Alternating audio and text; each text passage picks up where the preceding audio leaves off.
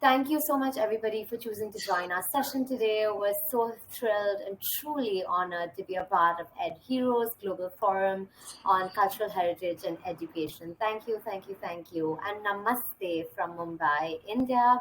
My name is Ankana, and it's such a pleasure and honor to be here with incredible leaders and just human beings from across the world who I'm so honored to introduce in just a moment. Before that, also just wanted to thank one of our speakers and panelists, Charles.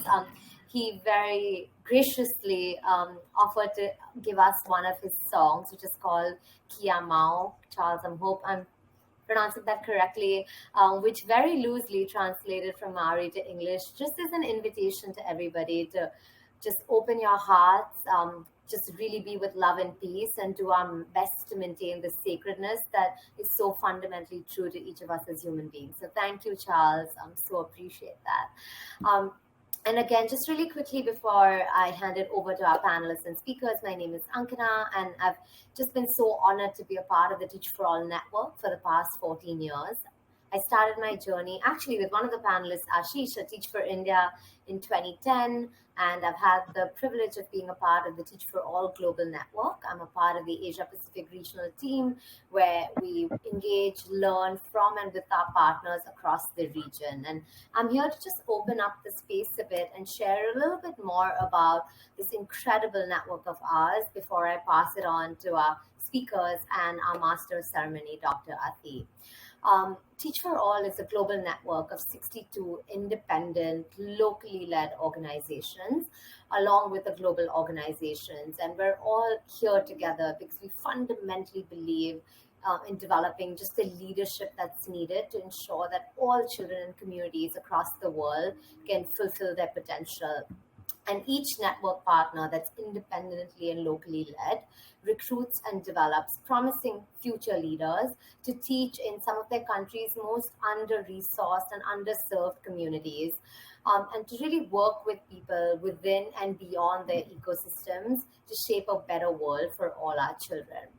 And I think what's so beautiful about this network is that each of our countries and contexts is so different. We have partners from Brazil to Afghanistan to Argentina to New Zealand, and our context could not be more different, but we also unfortunately have very similar challenges. And I think the one thing we've realized through the journey is that solutions are really shareable, and that's what I'm just so hopeful about today, that we have speakers joining us from India, Zimbabwe, South Africa, New Zealand, coming from really diverse contexts and journeys. But really what binds us together today is the idea of how do we really understand what true education is? How do we understand what decolonization of education could look like, and what is re-indigenizing education in each of our contexts looks like? So without further ado, I'm really looking forward to opening this space up, and my true honor and pleasure to introduce Dr. Athi with us. She is a scholar, curator, a beautiful writer. She holds a doctorate in philosophy from the Department of African Studies at the University of Cape Town. She's done her MSc in African Studies from the University of Oxford and holds a BA in International Relations and Political Studies.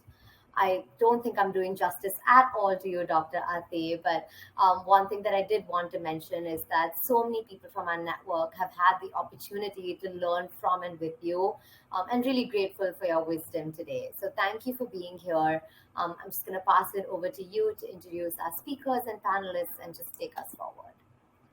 Thank you so much, Ankana, and good morning to everyone who is attending the conference. Good morning to our speakers, Ashish, Charles, and Enoch, and good morning to the network at large. My name is Atinangam Sonkopo, and I'm a South African educator. I'm very much concerned with the process of decolonizing and in-depth education and what it is. And I think in all of our work attempting to decolonize higher education in particular, I come out of the Fees Must Fall and the Roads Must Fall in Oxford movement.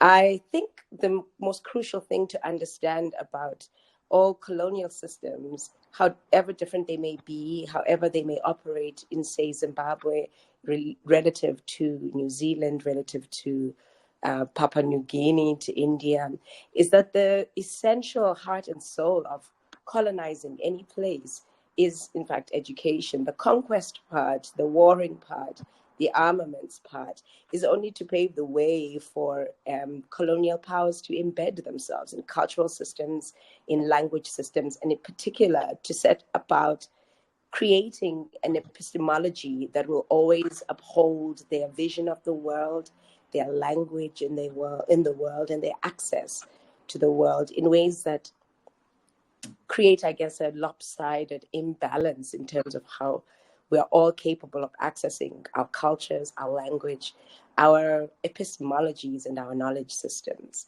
So, as a South African, having studied and traveled in the world, I find that the biggest issues the biggest issue that comes out of the colonial entity or the colonial context is really what Ngugi wa Thiong'o identified many, many years ago. And that is that we are colonized eventually as colonial subjects in our minds. And the weapon for that colonization is none other than education and the kind of paradigm, a system of education that we find ourselves inhabiting. Not to go too much into what the speakers will be covering here today, but just to give a kind of outlook to prepare all of us when we're about to talk about decolonizing education, when we're about to talk about our particular instances and systems of education, which we are attempting to work through, overcome, and ultimately, banish from our lands. I'm going to introduce the first speaker now, first on our panel. And this speaker's name is Ashish. Ashish is an activist and a community worker. He's interested in decolonizing education in communities. Without further ado, Ashish, I'm going to go into asking you the first question. And I'd like you to share the impacts that you recognize, the impacts that you see in your organization, in particular at the Center of Indigenous Ways of Knowing, and in the education you find in communities. Hello, everyone, and hello, Dr. Atib. So, I work with indigenous communities in central India who are also affected by armed conflict. And I'll quickly share a very short story that often happens to us when we go in the villages and meet the local youth. And we have often, whenever we go on a field visit and we'll interact with the community youth, and we would ask them, okay, would you like to work with us? And they'll say, and then we'll ask, okay, what do you do in general? They'll say nothing. And then we'll say, okay, then if you're doing nothing, why don't you work with us? We have lots of interventions where you can work with us. Then they'll say, we don't have time. And we say, what, I mean, then where are you busy if you're not doing anything? Then they'll say, okay, this forest produce, the agriculture season happening. We have to go to the market to sell the produce. We have to collect the forest produce. Now, the irony is that they have converted their entire traditional livelihood into nothing. They are calling it nothing. And the aspiration is to get a job. And I think that is a very significant indicator of how the whole colonization of indigenous communities have led to. I met somebody 10 years back, and he was a tribal leader, and he said that somebody 50 years back came wearing a pant and a shirt and said, okay, you people don't wear clothes and you don't know, you are inferior. And somehow we started to believe that thought, and that was the first step in our community where we started getting intimidated, had that sense of doubt. And coming forward, today, in today's scenario, there is, when it comes to rights based work, the communities will talk about the culture and the context of and their rights. But when it comes to the aspirational value of life, there is that sense of inferiority in our own culture, in the language. And in India, the tribal communities will be having that obsession with learning English, because they think that's how they'll be acknowledged in the mainstream society. Yeah. And they're slowly adopting the non-tribal or the urban practices into their lifestyle. That the food habits are changing because somebody in the city is eating something. So I mean, the place where I live, we have coffee shops now opened up, and the tribal youth are, I mean, usually, which is not the culture over here. Yeah. And suddenly they have taken up their own education system, and their own traditional livelihood and festivals. It has gone on the back seat, and they're trying to adapt to the new things. So I think that is the biggest, and which also means that the communities are slowly losing out on their cultural aspect. The new generation might be following a ritual, but they don't know the why part of that ritual, Right. because that conversation is not happening. Let me flip that question and ask its other end. Um, there's lots of excuses to decolonizing, to impacting indigenous knowledge systems, and I wanted to know from you how it is that you're you're able to produce any kind of impact from promoting and trying to once again kind of um, unearth, dig back up a knowledge system which is indigenous to the people in the communities that you work. How are you finding bringing that knowledge back, and what impact might you see it having in the future? So yeah, so our experience has been that the whole idea of uh, uh, losing self worth starts from the schooling system itself, from the grade one itself. And we are an educational focused organization. So our our approach has been to contextualize whatever is being delivered. So right from the pedagogy being multilingual and mother tongue based, to incorporating local context. For example, instead of asking about a festival that happens in cities, we ask the children about the festivals that they are celebrating in their villages. And that kind of gives them a confidence, and also improves their ability to learn a concept. So multilingual education is something, we 3 years back we started working on climate change education, and we realized that suddenly all the people from cities were coming and conducting workshops with these children on green solutions, green energy, solar solutions. And we were wondering that nobody knows ecology conservation and biodiversity preservation better than the indigenous communities, and we are not leveraging on that wisdom. So now we are creating a curriculum where we are saying, okay, what is your wisdom? I mean, how much do you know about your biodiversity, your ecology? And can I offer that as a solution to the outside world, that this is how we have preserved our jungles and forests for thousands of years. So we are starting, as an organization, we are starting it right from the school level, mother tongue based education, context, a lot of context. We talk a lot about their festivals, biodiversity, villages. We have developed resources. So this is our a basic approach. But what we have seen, that apart from improvement in the learning outcomes, it creates that safe space for a child who is coming from the community in the classroom. Otherwise, the school became an alien concept for the communities over here. I mean, schooling is a very new concept for. I mean, most of the children are first generation school going children. They had their traditional education system earlier. So the contextualization piece makes it relevant to them, and more. We call it positive childhood experiences. So it makes the overall experience for a child more positive, and I think that becomes the stepping stones of how they grow as an adult within the community, and come back, contribute back to their community. Thank you so much, Ashish. education can indeed be a really alienating experience for Indigenous peoples.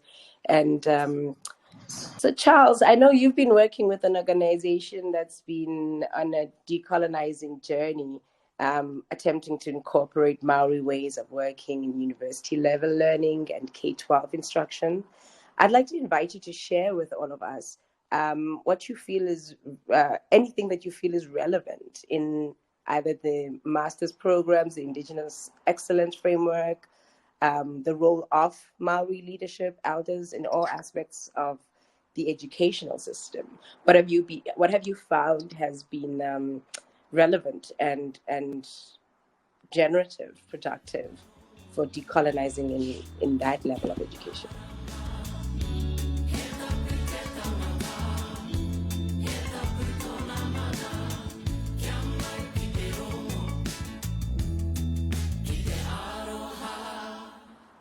Thank you for the question, Dr. Ati. And also thank you as well, Ankana, for opening this space. And what I found most productive is I think it's really important to have experts who understand the colonial world and are able to articulate to our governments and those groups in power our ways of being in a way that they understand. That, and it's unfortunate that it feels like we still have to meet the conditions that they set out for us.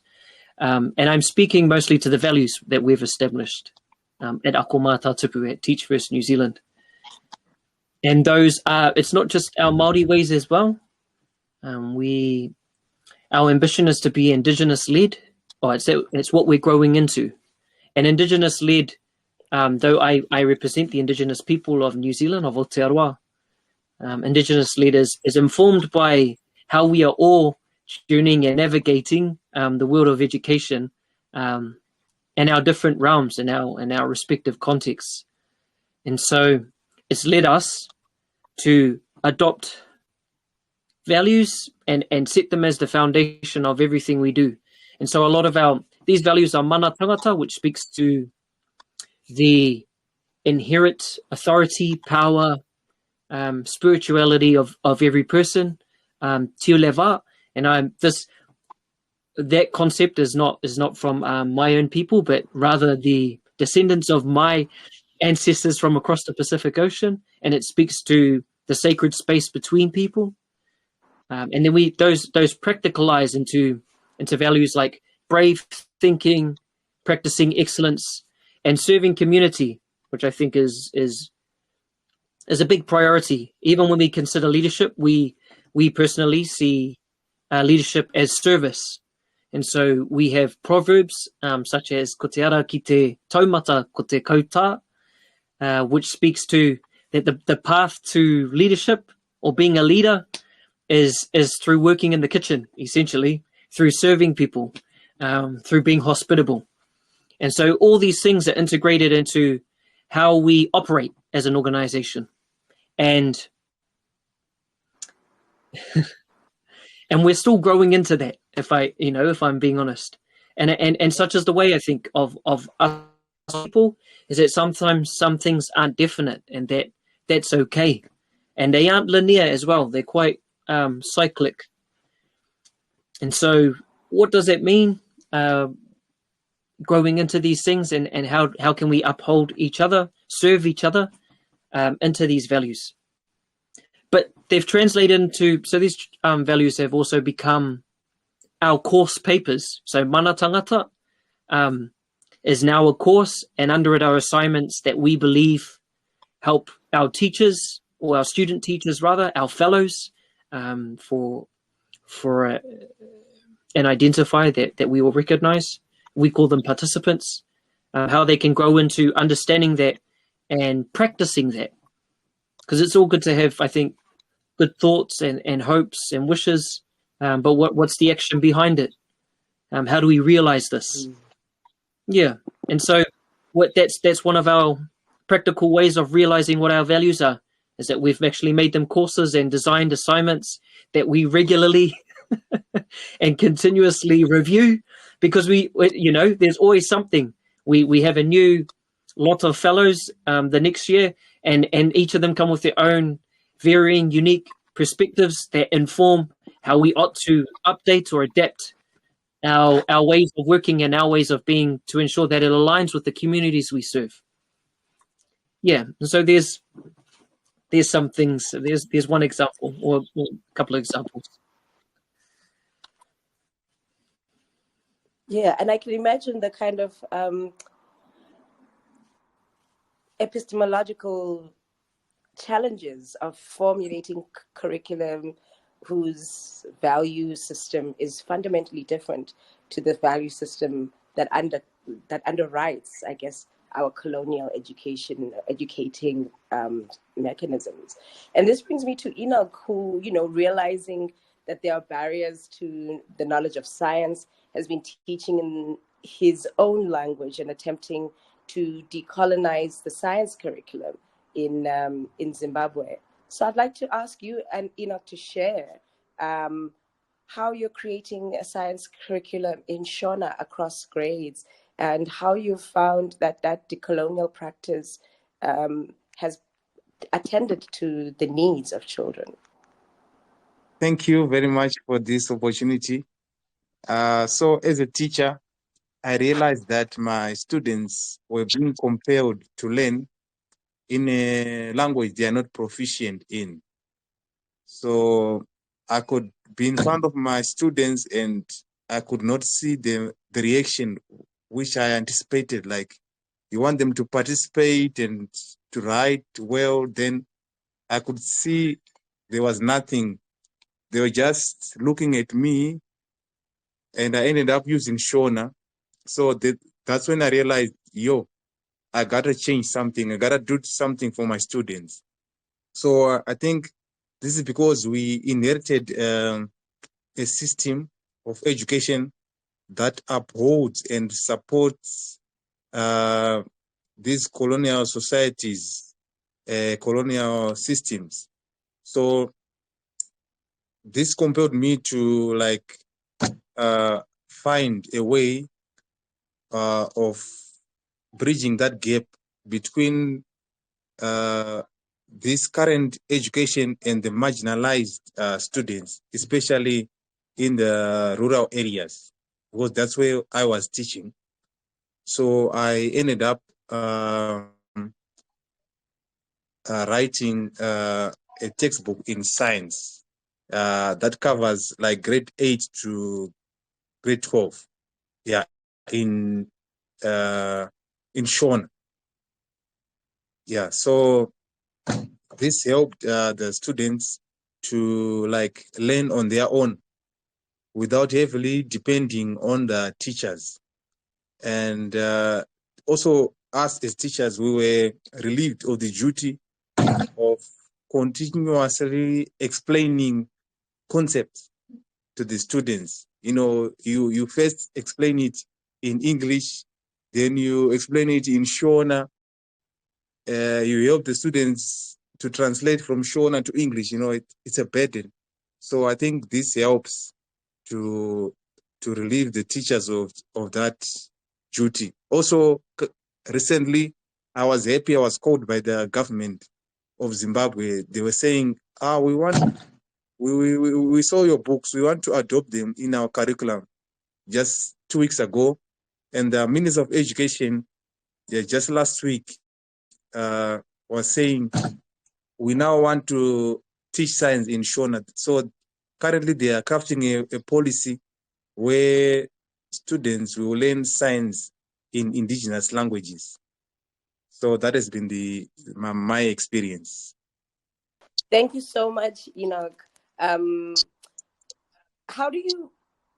just thinking about our own context here and the ways in which students are struggling in South African universities to succeed based on this language barrier, having come from rural contexts where they were being taught science, mathematics in their indigenous languages, in order to understand concepts. Teachers were trying to bridge this burden.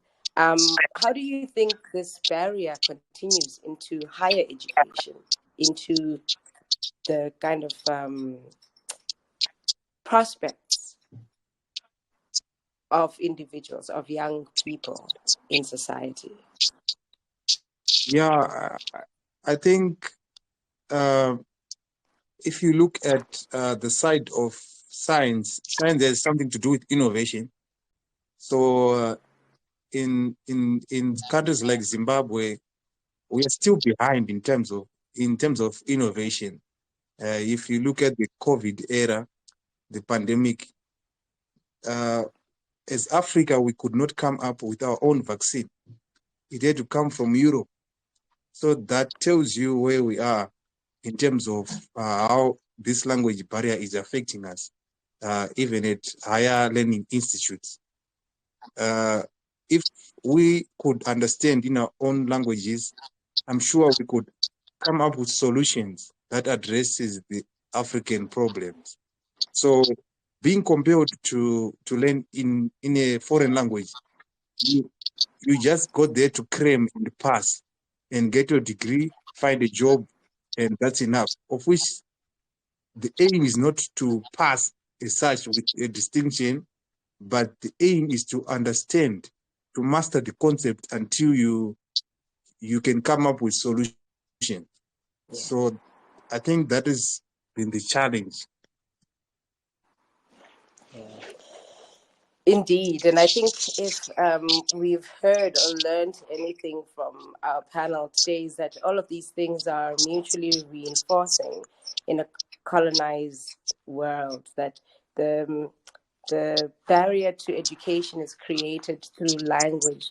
The barriers to our own countries, to our own cultures are created through schooling, and the ways in which we are capable of, I guess, processing knowledge under this episteme, under this knowledge system, reinforce our kind of bolstering up of that same colonized, colonial way of doing things to our own disadvantage, as Enoch just pointed out, to our own peril, us not being able to come up with solutions for our own context.